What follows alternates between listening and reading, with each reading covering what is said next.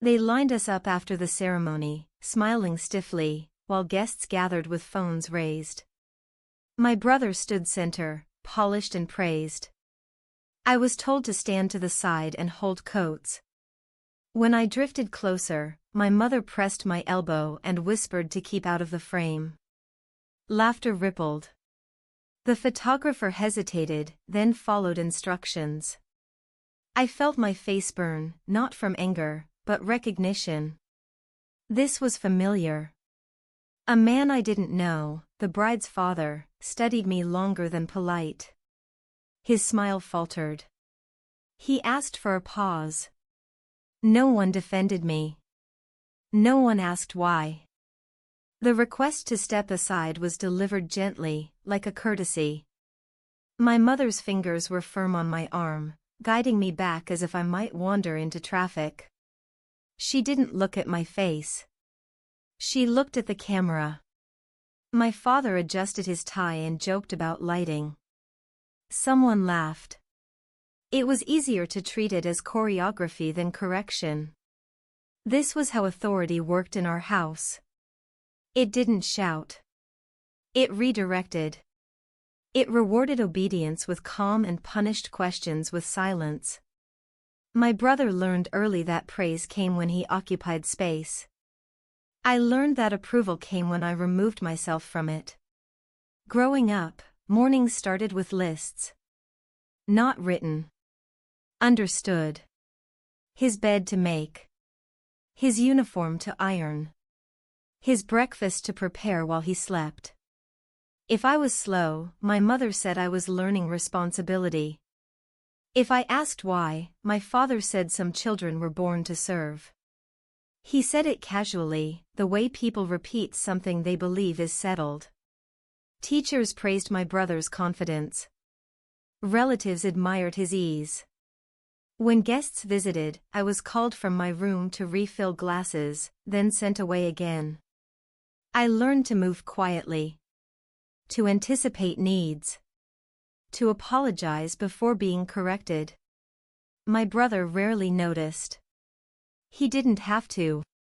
The system worked for him without effort. At school events, my parents sat together while I stood behind them, holding bags. When awards were handed out, my brother's name was announced clearly. Mine was sometimes missed. My mother told me not to be sensitive. Sensitivity was framed as a flaw, not a reaction. By the time we were adults, the roles were fixed. My brother received help openly. Tuition paid. Rent covered. Advice offered loudly. When I needed support, it came with reminders.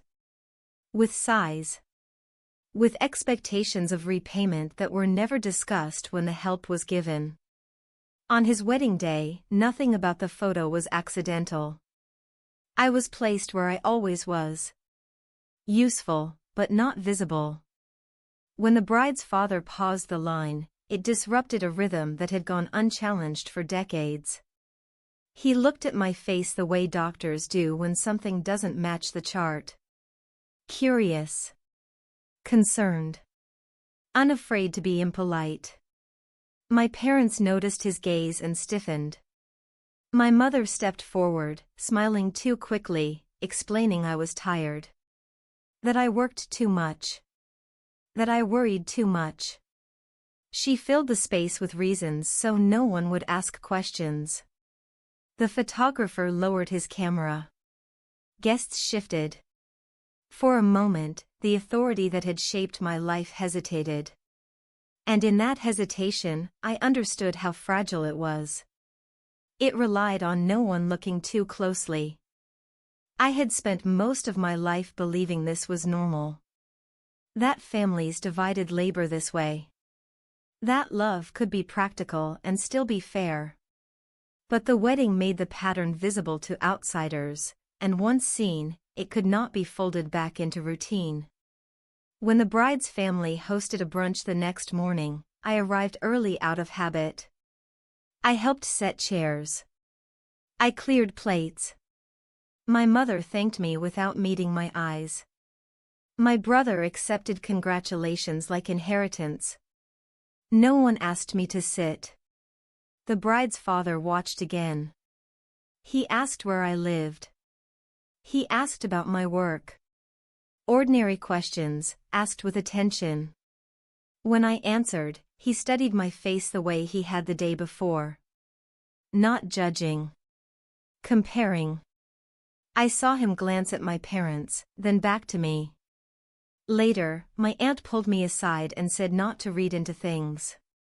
She said the family was under stress. She said weddings make people strange. She had said versions of this my whole life. Each time something hurt, there was a reason it shouldn't. I remembered being 12, standing on a stool to scrub my brother's shoes before a school trip. I remembered being told my hands were made for helping. I remembered missing my own school dance because dinner wasn't ready. These were not accidents. They were rehearsals. As adults, the pattern followed us. My brother asked for help and received it. I asked and was evaluated. If I hesitated, I was reminded of sacrifice. If I refused, I was called ungrateful. The rules were clear even when unspoken. At brunch, the bride's father made a call. He stepped outside, quiet, deliberate. When he returned, he asked my parents a question about dates and hospitals. My mother answered too quickly. My father corrected her, then stopped. The table went still. No one defended me. No one accused me. The truth did not arrive as an announcement. It entered as a pause. A silence long enough to hear breathing. In that space, I understood I had always been expendable because I had been convenient. Nothing was said aloud. Yet something shifted. Eyes avoided mine. Chairs scraped softly. The photographer pretended to check settings. I stayed where I was, steady, realizing the story they told themselves required my silence, and it was beginning to fail. Without me lifting a finger at all there. The boundary was crossed that afternoon, not by words, but by paperwork. The bride's father asked for a private conversation. My parents joined, stiff and polite.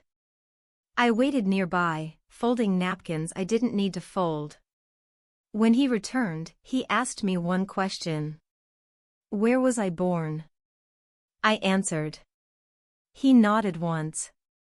He said he had already requested records. He said it evenly, without drama, as if this were an administrative detail. My mother laughed too loudly and said records get mixed up.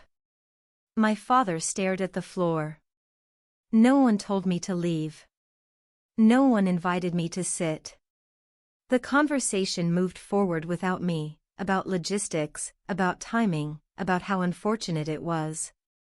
I understood then that my belonging had always been conditional, but my compliance had been assumed. That assumption was gone. The call came 2 weeks later. A lab. A confirmation. My parents asked me not to tell anyone yet. They said it would be confusing. They said it would hurt my brother. They said they needed time. They did not ask how I felt. They asked for my discretion. I listened. I said nothing. Not because I agreed, but because something inside me finally stopped negotiating. I wasn't angry. I was finished asking for a place that had never been mine. I began to separate quietly. I gathered documents. I changed contact information where it mattered. I stopped filling gaps. I stopped arriving early. When asked why, I said I was busy. It was true. The results explained many things, but they didn't heal anything. They clarified. They stripped away excuses. The phrase I'd heard my whole life lost its power. Some children are born to serve only works when everyone believes it. I no longer did. The consequences unfolded without confrontation. The bride's father handled what he needed to handle. Quietly. Correctly. He adjusted arrangements. He spoke to lawyers, not relatives. My parents were forced into conversations they could no longer redirect. Dates were checked. Records compared. Explanations collapsed under their own weight. What surfaced did not require my commentary. The truth had a paper trail. It spoke in forms and signatures and timelines. My brother learned in fragments.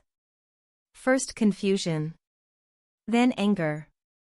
Then distance. He asked questions I was not invited to answer. He told people he felt betrayed. He did not mention me. Extended family reacted carefully. Some reached out with awkward concern. Some stopped calling altogether. The story reshaped itself around me, but no one asked me to shape it. I didn't try. I let it be incomplete. Financial ties loosened. Expectations disappeared. Requests that once arrived automatically no longer came. My parents spoke less, then not at all. When they did, they used formal language, as if I were a neighbor. I accepted that tone. It matched the reality. What surprised me most was how light my days became. Mornings without lists. Evenings without dread. I cooked meals because I wanted to. I cleaned my own space, at my pace. I took photographs where I stood where I belonged. Centered. Unmoved. I did not gain a family that day. I lost a role. The servant narrative ended because it no longer had a subject. I moved forward without ceremonies or statements. I built a life that did not require shrinking. Peace arrived gradually. It felt unfamiliar, then necessary. I carried it with me, steady and intact, into whatever came next.